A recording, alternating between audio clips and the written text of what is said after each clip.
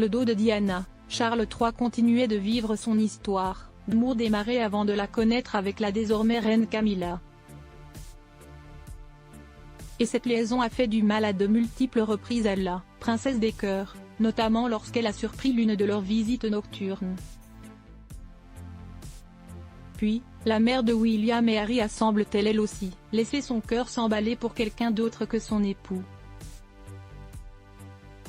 Et la famille royale a tenté de se servir de cette affaire Skidget, surnom donné par l'acteur James Gilbert, Diana, pour prendre le dessus sur celle qui semble être bien plus appréciée que le prince de Galles.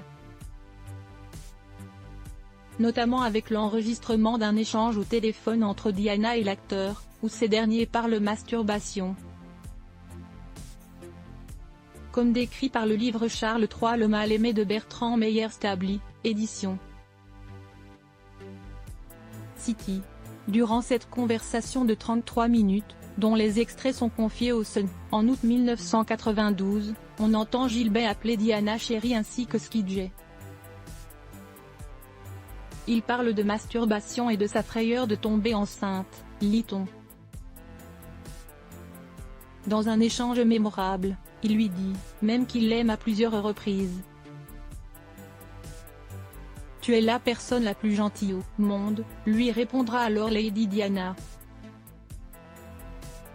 Certains observateurs royaux pensent que Diana s'est réellement engagée dans une affaire sexuelle scabreuse, écrit l'auteur.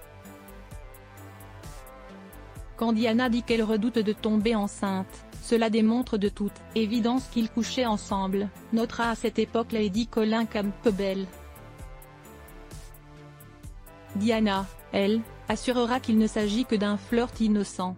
On trouvait plutôt rigolo que James Gilbert semble avoir pris la relève du Major James Hewitt, lui aussi ami très proche de Diana. Et c'est venu au studio de ce dernier. Parfois photographiés, font le bonheur des tabloïds. L'ami de la princesse assurera qu'ils ont seulement joué au bridge. On trouvait plutôt rigolo que Diana ait finalement rencontré quelqu'un de sa propre classe.